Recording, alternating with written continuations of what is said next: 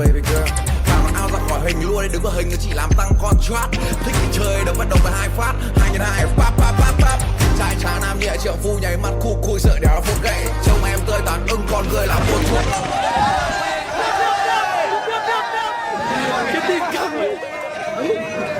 Trông em tươi tắn ưng con người là một chốt yêu luôn 2 chốt đẻ. Mấy thằng anh em của mấy thằng em anh dạy anh biết đời thế là phê. Không tin may mà anh tin vào anh đại cát đại hung ra chùa đốt quẩy. Anh em anh cứ tê thôi. Anh lặng im chẳng nói câu là anh hoa đã anh tê rồi.